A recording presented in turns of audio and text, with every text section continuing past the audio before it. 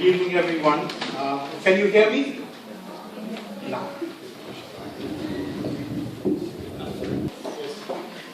Well, my name is Professor Julius Lipner, and I've been asked to say a few words on the significance of Poila Baisakh, especially in the Bengali context. And I'm very glad to be able to do that. This is the first day of the month of Baisakh, which is, of course, an Indian name for the month of the beginning of the new year.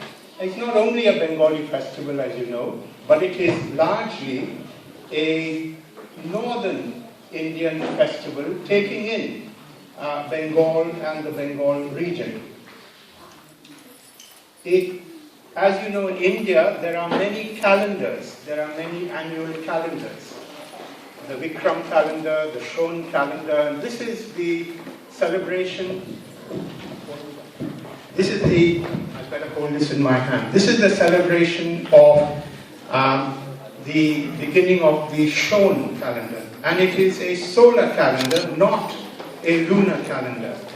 However, in Bangladesh, Baisakh, they have changed it and it follows the lunar calendar, whereas in West Bengal, they follow the solar calendar. That is why the feast falls at the same time every year. It is not, therefore, a movable festival. As I said, it is celebrated mainly in the whole northern half, or the first northern half of the subcontinent. And it is celebrated in Punjab, Nepal, and places like that.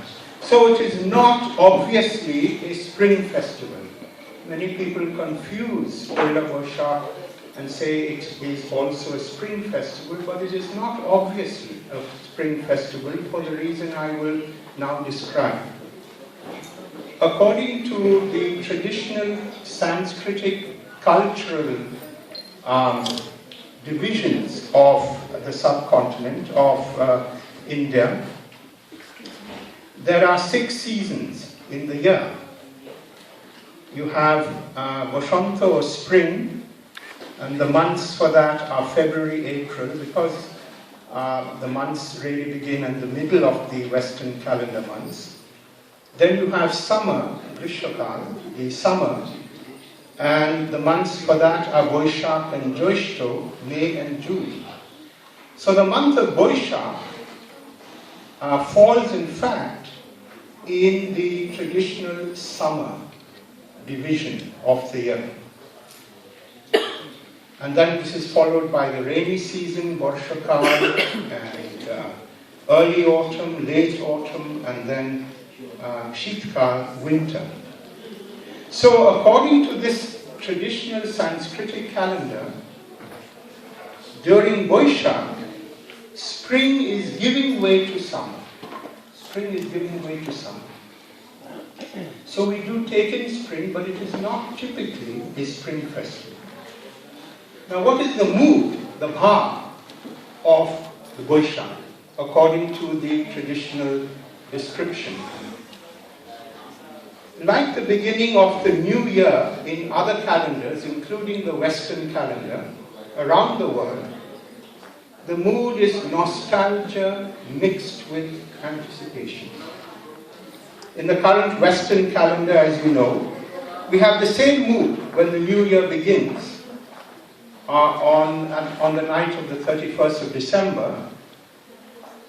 And that is represented by a song that is sung around the world at the beginning of the Western calendar.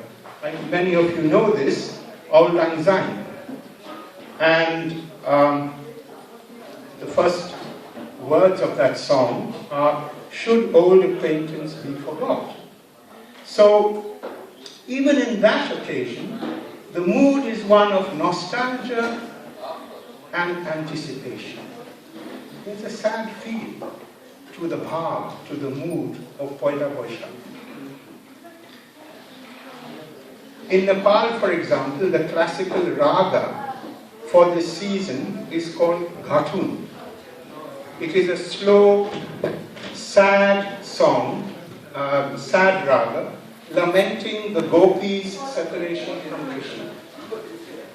And two other ragas in the Indian classical tradition that are relevant here are Bashant and Bahar, also with a melancholy, sad feeling in many people's minds, as I have been reliably informed by an expert in Indian music. So what is happening in Baisakh, what is happening at this time that we are celebrating, is that the old is giving way to the new. Nostalgia mingles with hope and anticipation. And to mark this occasion, gifts are given to friends, relatives, and the poor. And this establishes not only the habit of generosity, but an attitude or a mindset of giving for the whole year. So one of the things traditionally that we should learn from this festival is that we should embark on a course of generosity and giving for the new year that is about to begin, or has just begun.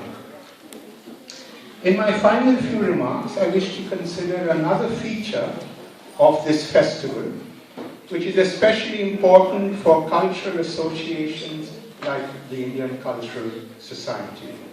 And that is the relationship between tradition and change or innovation. Now, people have two views of tradition. One view is that nothing can change. Tradition must be preserved. And we must preserve tradition at all costs. But this is a mark of insecurity and stagnation and eventual death. If you do not change tradition at all, that tradition will die. The other attitude is out with the old and in with the new. Forget tradition and just innovate. And this is also doomed. It's the mark of shallowness and loss of identity. And especially communities that come into a host community like this one do not want to give up their identity so easily as that. So the solution lies in a creative adaptation of tradition according to time and circumstance. And let me give you an example. All of you know the famous Hindu epic, the Ramayana, and one of its chief characters is the anti-hero, not the villain, but the anti-hero, which is a separate term, Ravana or Ravan. Now, according to the myth, Ravana had 10 heads, Doshimosto, 10 heads. Now, there was a play adapting the Ramayana in London not very long ago, where the character who played Ravana made some kind of contraption where there was 10 heads, including his own head on his head. And they put the face of politicians on each of those 9 heads. Now, if we do it today, there will be one head for David Cameron, possibly, one head for Ed Miliband, one head for Natalie Bennett, one head for Nick Clegg, possibly 2 heads for Nigel Farage, and so on and so forth. In other words, the characterization was maintained, but this 2,000-year-old epic was adapted to modern circumstances. And that is what I mean by creative adaptation. You do not get rid of the old, but you adapt it to the circumstances. And this is one reason why Hinduism has lasted for nearly 4,000 years. Ancient Egypt has come and gone. Ancient Mesopotamia has come and gone. Ancient China even has come and gone. But Hinduism continues, vitally alive because it is an extraordinarily vital and adaptive religion. And that is how tradition should be treated, through adaptation, whereas still maintaining the original ideas. And similarly, for some of the classical dances and songs you will see or hear here, Indian classical dance is no more, the dance that you are used to witnessing is no more than 100 years old. In the great temples of South India, 500, 600, 700 years ago, in the Natya Shastra, which is about 2000 years old, that technical treatise on dance, what you may see on the stage in terms of classical dance, is gone. That has not been continued. It has been continually adapted, and that is why it is vital even in our present day. So the answer is creative adaptation of tradition while maintaining the roots of that tradition. So as we consider the year ahead, I want to leave you with two messages that we can take from Poila Baisakh.